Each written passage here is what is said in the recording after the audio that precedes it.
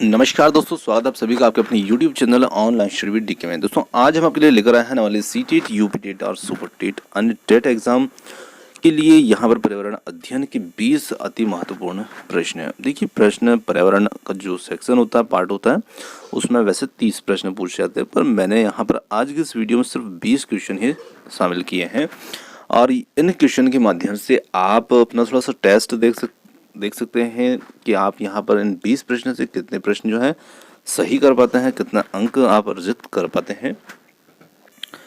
तो चलिए और स्टार्ट करते हैं। और आपने यदि अभी तक हमारे दूसरे चैनल मेरा घर मेरा स्कूल को सब्सक्राइब नहीं किया है तो उसे भी जाकर के आप सब्सक्राइब कर सकते हैं। वहाँ पर आपको सभी प्रकार की एनसीईआरटी बुक्स का सोल्यूशन हिंदी माध्यम में उपलब्ध होता है। तो चलिए स्टार्ट करते हैं। देखिए, फर्स्ट क्वेश्चन है यहाँ पर, निम्नलिखित कथनों में से कौन सा कथन सही है। अब देखिए, यहाँ पर कुछ कथन दिए हैं और हमें पहचानना है कि कौन सा कथन इनमें से सही है। कथन ए है, रजत मछली एक कीड़ा है। बी है कथन यहाँ पर, रजत मछली जल में नहीं रहती है। और सी है, डॉगफिश समुद्री जल में पाई जाती है। अब यहाँ पर इसके लिए विकल्प दिए हैं कि कौन सा सत्य है ये पहचानना। तो ए और बी सही है या फिर ए और सी सही है। थर्ड है बी और सी सही है। और फोर्थ वाला है यहाँ पर ए बी और सी तीनों ही सही है। तो यहाँ पर हम कह सकते हैं कि बिल्कुल ए बी और सी तीनों ही यहाँ पर सही हैं। तो ऑप्शन फोर्थ होगा हमारा यहाँ पर उत्तर। देखिए, रजत मछली जो है वो एक प्रकार का की मछली ना होकर के कीड़े के आकार की होती है और रजत मछली जल में नहीं रहती है और डॉगफिश जो होती है समुद्री जल में पाई जाती है। तो तीनों ही यहाँ पर सही है। चलिए अगला क्वेश्चन लेते हैं। निम्नलिखित में से कौन से जीव समुद्री जल में निवास करते हैं।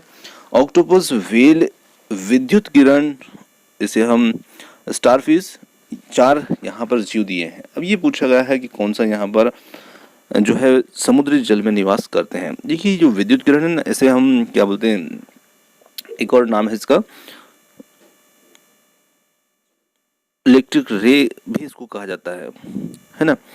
विद्युत किरण के नाम से ये एक प्रकार की मछली ही है जो करंट का झटका देती है, तो उस हिसाब से इसका नाम यहाँ पर विद्युत किरण है।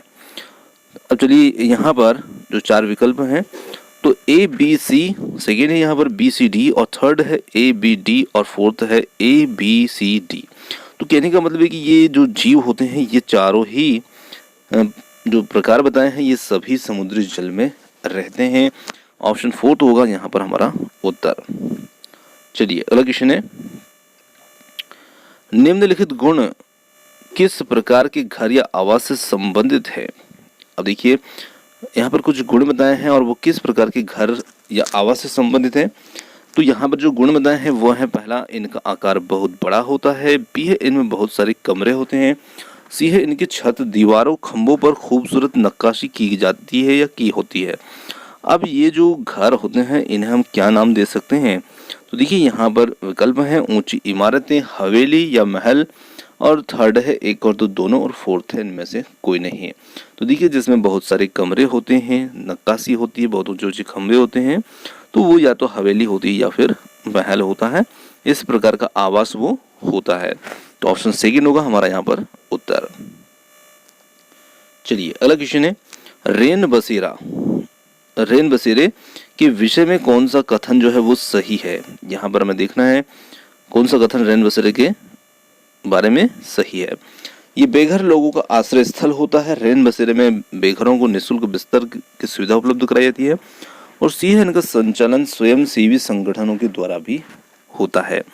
तो बिल्कुल यहाँ पर हम कह सकते हैं, क्या कौन सा विकल्प सही होगा, फर्स्ट, सेकेंड या थर्ड या फोर्थ, जिसमें ए बी ऐसी बी सी और ए बी सी तीनों कौन सा सही होगा। तो हमारा यहाँ पर जो उत्तर होगा ना वो होगा ऑप्शन फोर्थ, ए बी और सी। कहने का मतलब है कि ये बेघर लोगों का आश्रय भी होता है, निःशुल्क बिस्तर सुविधा भी उपलब्ध कराई जाती है और इनका संचालन स्वयं सेवी संगठन के द्वारा भी होता है। तो ऑप्शन फोर्थ होगा हमारा यहाँ पर उत्तर। चलिए अगला क्वेश्चन है, निम्नलिखित में से कौन सा कीट मधुमक्खियों की भांति कॉलोनी या बस्ती में एक साथ नहीं रहता है। तो उस कीट को पहचानना है, ततैया, पर, चींटी, मकड़ी, दीमक, मकड़ी। तो देखिए, ये थोड़ा सा यहाँ पर मिसप्रिंट हुआ, ऑप्शन फोर्थ यहाँ ना होकर के यहाँ लिखा है, पर ये रिपीट हो गया था। तो यहाँ पर हम कह सकते हैं कि वो जीव जो है ना मकड़ी ही है, क्योंकि मकड़ी जो है वो कॉलोनी या बस्ती बना करके नहीं रहती है। बाकी अन्य जीव ततैया, चींटी, दीमक हैं, ये कॉलोनी या बस्ती बना करके रहते हैं। तो ऑप्शन 4 होगा हमारा उत्तर। चलिए अगला क्वेश्चन है, ग्रामीण क्षेत्रों के मकानों के ढांचे की जलवायु की स्थिति से संबंधित होते हैं और एक गांव के मकानों के लक्षण नीचे दिए गए हैं। अब देखिए यहाँ पर एक गांव के मकान के कुछ लक्षण दिए हैं। मकान मजबूत बांस के खंभों पर बने होते हैं, अंदर से भी मकान लकड़ी के बने होते हैं, मकान जमीन से लगभग 3 मीटर से 3.5 मीटर की ऊंचाई पर बने होते हैं और मकानों की छत भी ढालू होती है। यदि इस गांव में भारी वर्षा होती है तो ये गांव किस राज्य में होना चाहिए? तो हमें यहाँ पर उस राज्य को पहचानना है जहाँ पर इस प्रकार के घर होते हैं और भारी बारिश वहाँ पर होती है। तो यहाँ पर विकल्प है असम, उत्तर प्रदेश, राजस्थान, बिहार। हमारा उत्तर होगा असम। वो राज्य है जहाँ पर इस प्रकार के घरों को देखने को हमें मिलता है। चलिए अगले क्वेश्चन की ओर बढ़ते हैं। भैंस की पीठ पर प्राय बगुला जो होता है इग्रेट पक्षी बैठा हुआ दिखाई देता है, और ऐसा इसलिए होता है क्योंकि बगुला भैंस की पीठ पर परजीवी कीट खाता है, घास में पाए जाने वाले कीट खाता है, भैंस की पीठ पर बैठकर गाना पसंद करता है या उड़ने के बाद थोड़ा आराम करता है। तो यहाँ पर हम कह सकते हैं कि भैंस की पीठ पर पाए जाने वाले जो परजीवी कीट होते हैं उनको वो भक्षण करता है, उनको वो खाता है। ऑप्शन फर्स्ट तो हो जाएगा यहाँ पर हमारा सही उत्तर। अगला क्वेश्चन है, निम्नलिखित में से जीवन प्रक्रियाओं का कौन सा युग्म पेड़ पौधों और जीव जंतु दोनों में देखने को मिलता है?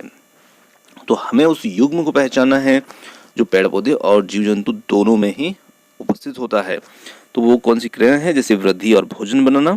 तो देखिए वृद्धि तो दोनों ही करते हैं, पर भोजन पौधे स्वयं अपना बनाते हैं और मनुष्य उन पर निर्भर है। दूसरा यहाँ पर है प्रजनन और भोजन बनाना। तो फिर भोजन बनना फिर यहाँ पर आ चुका है, प्रजनन दोनों के अंदर होता है। फिर है प्रजनन और अंकुरण। अब देखिए अंकुरण सिर्फ पौधों के अंदर होगा, बीजों के अंदर होगा। और फोर्थ है यहाँ पर वृद्धि और प्रजनन। तो यहाँ पर हम कह सकते हैं कि वृद्धि और प्रजनन जो है ये ऐसा युग्म है जो जीव मतलब पेड़ पौधे और जंतु दोनों में देखने को मिलता है। ऑप्शन 4 होगा यहाँ पर हमारा सही उत्तर। चलिए अगले क्वेश्चन की ओर बढ़ते हैं। निफेंथिस एक ऐसा पौधा है जो मेंढकों, कीड़े मकोड़ों और चूहों जैसे छोटे जीवों को अपने अंदर फांस कर खा जाता है। हमारे देश में ये पौधा पाया जाता है असम, उड़ीसा, अरुणाचल प्रदेश, मेघालय में। तो यहाँ पर हम कह सकते हैं कि ये हमें मेघालय में देखने को मिलता है। चलिए अगला क्वेश्चन है, हरप्रीत अपने शिक्षार्थियों को सुझाव देना चाहती है कि पर्यावरण संरक्षण के लिए किस प्रकार एक व्यक्ति सबसे अच्छे संभावित तरीके से अपना योगदान दे सकता है और उनका सबसे बेहतर सुझाव यहाँ पर क्या हो सकता है। तो देखिए यहाँ पर सुझाव तो चारों ही हैं, पर सबसे बेहतर सुझाव कौन सा है ये हमें इसमें देखना है। आने जाने के लिए सार्वजनिक साधनों का प्रयोग करना, कार, स्कूटर आदि का व्यक्तिगत वाहन न रखें, घर से बाहर अक्सर आने जाने से बचना, और फोर्थ है अपने व्यक्तिगत वाहन के इंजन की नियमित जांच करें। तो देखिए यहाँ पर सबसे बेहतर सुझाव होगा ना, वो होगा ऑप्शन फर्स्ट, क्योंकि आने जाने के लिए हमें सार्वजनिक साधनों का प्रयोग करना। अब देखिए ये एक बेहतर सुझाव क्यों है? क्योंकि जब हम सार्वजनिक वाहन का उपयोग करेंगे तो उससे हमारे प्रदूषण में, हमारे पर्यावरण में स्वच्छता आएगी और हम पर्यावरण संरक्षण वहाँ पर कर पाएंगे। क्योंकि हम पर्सनल वाहन का यूज़ करेंगे तो उससे हमारा वायु प्रदूषण जो है वो ज़्यादा होगा, है ना, पर्यावरण दूषित होगा। चलिए अगला क्वेश्चन है, प्राथमिक स्तर पर पर्यावरण अध्ययन के शिक्षण में कहानियों और कविताओं का प्रभावी ढंग से उपयोग किया जा सकता है। पर्यावरण अध्ययन में इनके उपयोग का मुख्य उद्देश्य क्या होता है? देखिए इनका जो उद्देश्य होता है कक्षा की विविधता की पूर्ति, सीखने के लिए संदर्भगत वातावरण प्रदान करना, थर्ड है पाठों को आनंददायक बनाना, और फोर्थ है भाषिक कौशलों को बढ़ावा देना।